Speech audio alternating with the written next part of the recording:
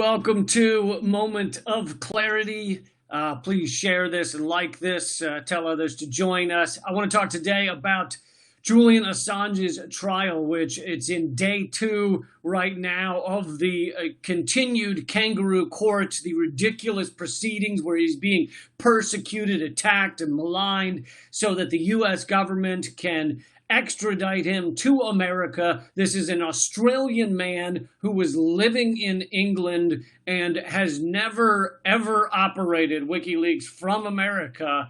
And they want to extradite him to America in order to essentially be tortured, because solitary confinement and imprisonment is torture for being a publisher. They want to, lock him up for like 175 years or something. He's facing a long list of espionage and, Espionage Act charges. And it's utter horseshit. I want to bring you some of the details here in a second. But many of you already know that he has been tortured in a ridiculous manner. This is a publisher. This is someone who has never published anything false on WikiLeaks. It was all true. It revealed completely unforgivable war crimes by the U.S. government, by the British government, and it revealed other secrets about many governments around the world, China, Russia, Peru, Australia, the list goes on. And so he is hated by so many governments, which is why you now see the US and UK governments working together to try and make sure they persecute and torture this journalist. Some of the notes I wanted to bring you about today's trial. So I didn't actually watch it, and I'm not actually sure you can get a live feed unless you are a journalism outlet and you applied for it. But I don't know. Don't quote me on that. I'm not sure how that works. But one of the best journalists who's really giving like a play-by-play and has for many months is Kevin Gosztola. I think you should check him out. I had him on Redacted Tonight not long ago to talk about this and other issues. And his Twitter is at KGOSZTOAL. That's his last name, Gosztola, with the initial K. So check out his Twitter. He has an ongoing thread as to what's going on there. And welcome to all you joining on Facebook. If you are on Facebook, I recommend you come over to youtube.com/Moment of Clarity and subscribe over there, because you can then be a part of more of our videos and everything rather than just occasionally stumble upon one of these. But anyway, one of the things that Kevin, in Kevin's ongoing Twitter thread that apparently is going on in this trial, and by the way, actually, before I get to that, let me just remind everybody that not only has Julian Assange been tortured in the way he's been treated, but in terms of this Kangaroo court, this complete show trial, this complete egregious miscarriage of justice that is going on, he's not been allowed to see his lawyers for often months at a time. It's been months since he saw them before the trial that started yesterday, which is completely, in the U.S. is supposed to be against the law. I don't know how they fucking justify it over in the U.K., but he should be allowed to see his lawyers. He should be allowed to know the charges against him, but they even kept that from him. They have, and many times have kept the internet from him so that he couldn't do his own research and put forward what his beliefs are to his lawyers. Obviously, Julian Assange, an incredibly hyper-intelligent man who, if he got time to prepare for his own trial, would probably have a lot of thoughts about that. But if you keep the information from him, keep the internet from him, and really don't even hardly tell him the charges that he's up against, you can successfully maybe stop him from preparing much of a good defense against this horrific miscarriage of justice. He's been not allowed to see his family at many moments. He has, as some of you know, he has 2 very young children, I think 3 and 1 or something. No, I guess maybe not 1, maybe 2, maybe 3 and 2 or 4 and 2 or something. And his wife or his partner, Stella Morris, is it? Anyway, she's been tweeting as well. You can follow her stuff. And not allowed to see his kids, not allowed to see his family most of the time that he's been in prison for the past many months. And in the last time he was in court, they had him in a like a plastic box because they wouldn't allow him to be in the actual courtroom. So he was in like a fucking Tic Tac container to try and follow what was going on, but he could hardly hear it. I mean, they've got him fucking masked up like Silence of the Lambs. Like this is Hannibal Lecter. They roll him in with a fucking shit on his face and stuff like that because they want the main reason is because they want people to believe this is some sort of terrorist, right? Now, what was his terrorist crime? That he revealed the crimes of the American and UK governments. That was his crime that has everyone so scared and threatened, and therefore he needs to be kept in chains and looked at through a glass, window. Don't get too close to him. He might infect you with his terrorist thoughts of revealing the truth to you.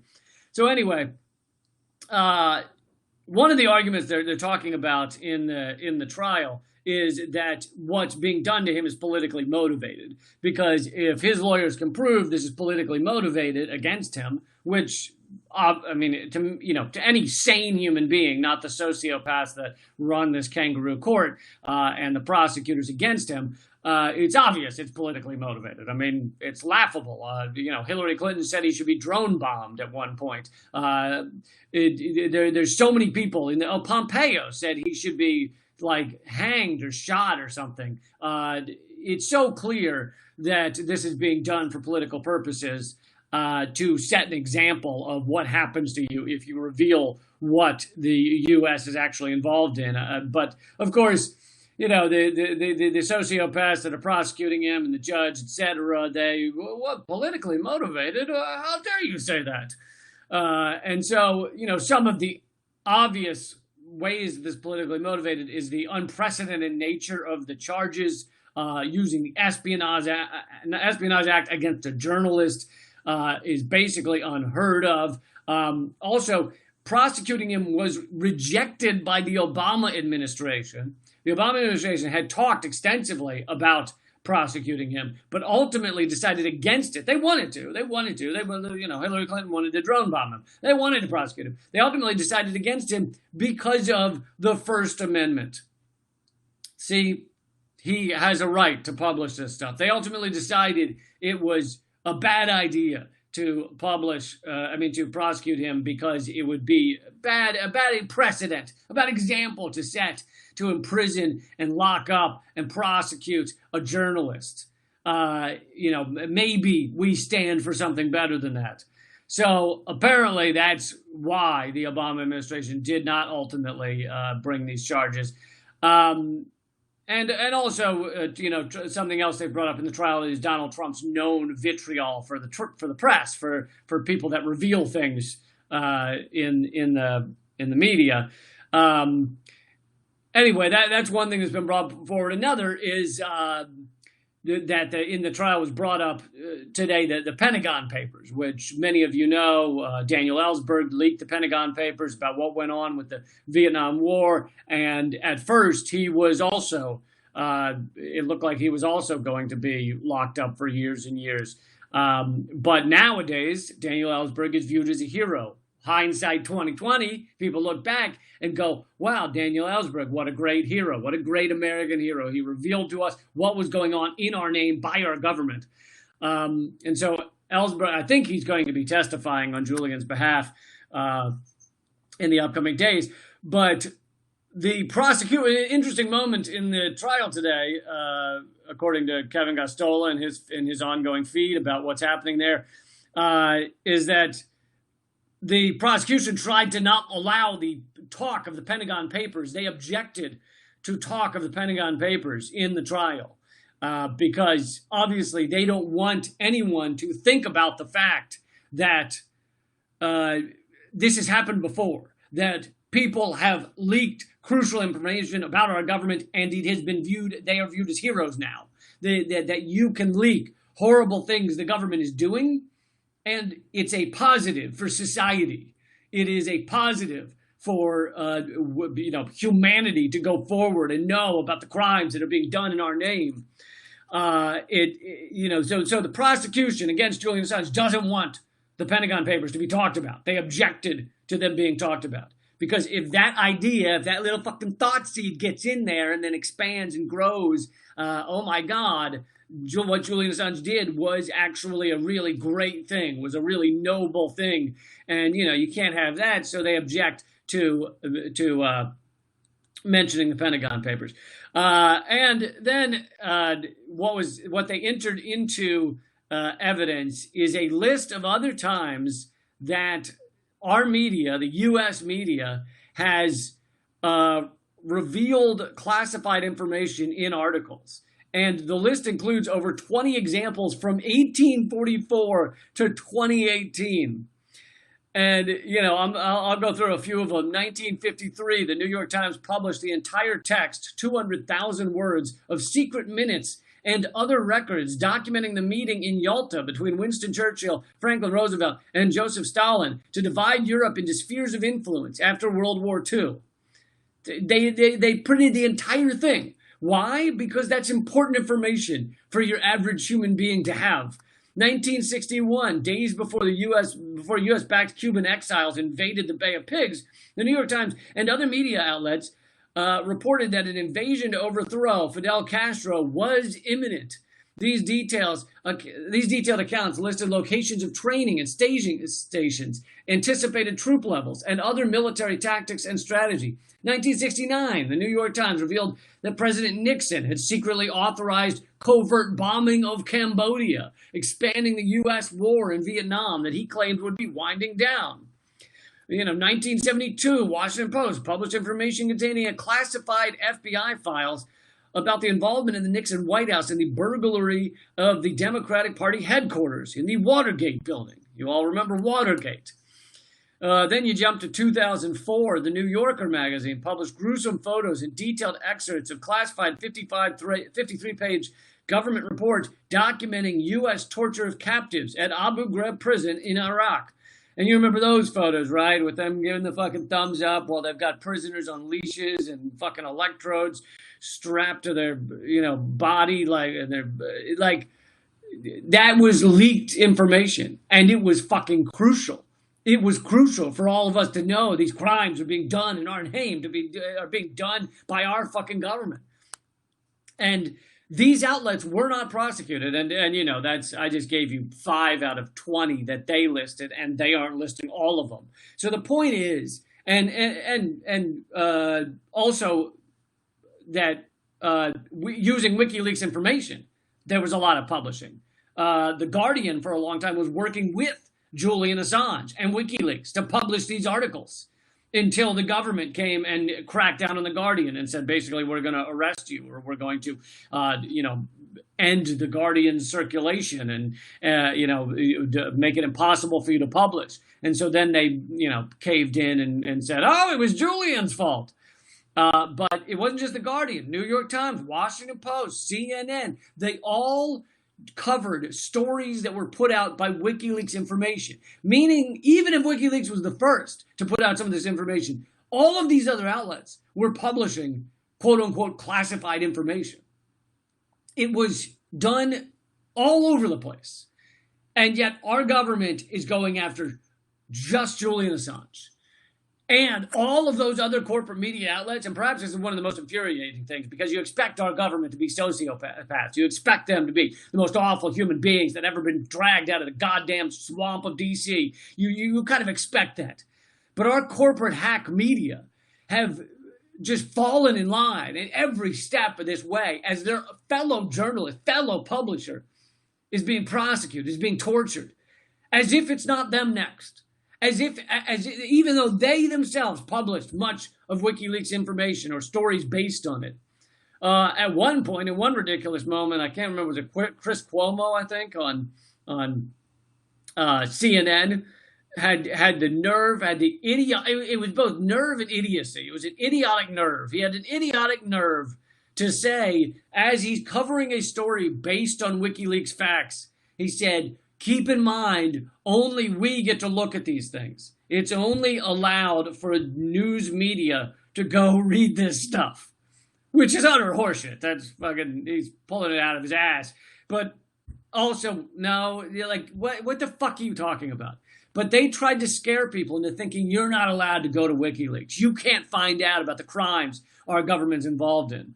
And again, this is just a few examples of this long list of times that our media, our legacy media, our largest media institutions have published classified information. And then they also, in this trial, one of the big things is getting into whether it's okay to ever ask someone to give you classified information or to help them give you classified information, such as, nowadays it's about, well, you should cover your tracks by using a VPN and you should use encrypted email, blah, blah, blah. Here are the ways to do that. That's a lot of what journalists often do in order to help their sources be safe when they leak something, when they talk to them. In the old days, it was call me from a payphone, right? That's what happens in the old, Bob Woodward, Woodward and Bernstein, Watergate times was never call from your own phone, call from a payphone out in the middle of nowhere. So there's a lot of that stuff going on back then, but that's the same idea. It's the same concept that journalists all the time help their sources to not get caught. That is incredibly common. And in fact, in almost all of these instances of classified information being published in our mainstream media, in almost all of them, at some point, these journalists probably said to their sources, hey, don't email me this way. It's better to email this way. Hey, did you sign in under your own name when you took these files? Because that might come back to you. Those type of things to help the person. And that is all Julian Assange did with they're trying to, one of the things they try and claim is that Julian Assange actually pressured Chelsea Manning into leaking and helped her do it. And yet there's been no evidence brought forward that he pressured her.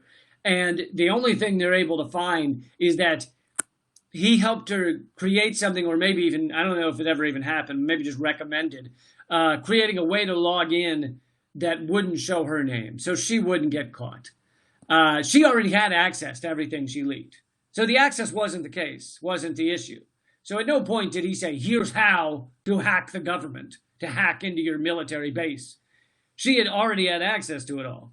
He just said, here's how to cover your tracks, which I think I think I have that right in terms of, I know he didn't tell her to hack anything, but, and that is incredibly common, telling a source how to be safe. That is not unheard of. That is not a crime until now. They're trying to claim it's a crime. And I mean, it just goes to show what level of a kangaroo court this is. And speaking of Bob Woodward, who I brought up, and talking to classified sources, Matt Orfalea is a journalist, and he does web videos sometimes, and he has a YouTube channel. You can look up his YouTube channel, Matt Orfalea. His last name is spelled Orfela. He has a video called War on Journalism, where he went through Bob Woodward's, this famous, renowned journalist who is, he's held up in our American media as the highest standard of journalism. They have him on CNN every other day or whatever, MSNBC. And in his online class about how to do journalism, at multiple times, he says, of course you help your sources try and be safe. Here's how to help your sources. Oh, of course I try and pressure my sources into giving me. If my sources asks, should I leak this? I say, yeah, give it to me. Yeah, definitely leak it to me. Like, Orfala's put together all these clips of Bernstein just being like, yeah, of course, yeah, here's how you do it. That's what being a journalist is. You go to a source and you say, give me the information. And now they're trying to claim that this is some sort of crime Julian Assange committed. On every level, this is a fucking kangaroo court. One other point I'd like to make is leaking things is done by our government all the time when it's stuff they want to be leaked. Or sometimes it's stuff they've made up, and so they leak it, like that Russian bounty story that we've all seen collapse since it was leaked by anonymous sources in the intel community. That's the type of thing that they want to leak. They want to leak propaganda and horse shit And so they leak all the time. But because those are the leaks they want, those are the good kind of leaks that the government puts out to help their cause, to help their propaganda. Therefore, not a crime. Totally cool. Leak it all you want. That apparently totally fine. The government doesn't even go after it, doesn't even look into that kind of thing, right? Anonymous sources in the intel community told you something that was very classified, that was top level, and the Justice Department doesn't care. Why don't they care? Because it was done for the benefit of the government. It was a propaganda tool for the government. So it's all good when they do it. It's not all good when it comes from someone like Chelsea Manning, who was not trying to help the government. She was trying to reveal the war crimes of the government, which she did at a high, impressive level. And we are all better for it, for knowing these things. Anyway, I hope that brought in some information. If you want that full list of times the U.S. has released classified, times the U.S. media has released classified information, that's again at Kevin Gastola's Twitter feed, which he's got a day-to-day update of what's going on in Julian Assange's trial. I hope you keep following what's going on in Assange's trial, because this is not done. And if Julian Assange's life will be saved, it will come from people like you and me. It will come from those of us on the streets demanding attention to this, because they would love to do this in the dark. They would love to have this trial not get talked about, not get coverage, or get one little mention on CNN about how, fucking evil criminal mastermind Julian Assange faces trial.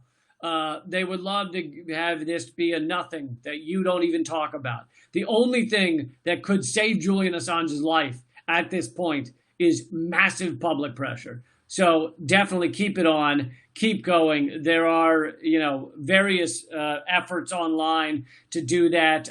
Popularresistance.org is a good place to go. They've been doing a lot for it recently. Kevin Gastola's Twitter account, again, is at KGOSZTOLA. And I really think Kevin should, get a hold of that last name. I mean, he's got to throw in some extra vowels or something. You can't have SZ. I'm not okay. SC is nothing to no one. Come on, Kevin. You want us to trust you when you have an SZ? That's really bullshit, man. It's really. I'm this close to not trusting anything you say because you have an SZ in your last name. No, Kevin's doing a great job. Check it out. Also, please, I'm heavily suppressed, heavily attacked online. They've been ramping it up recently, suppressing our stuff even more than ever before. So please share this. Please click the like button. Please comment. Please subscribe at youtube.com/momentofclarity. I do these every single weekday, except sometimes. Have you ever heard of a more hardcore commitment than that? Okay. Keep fighting.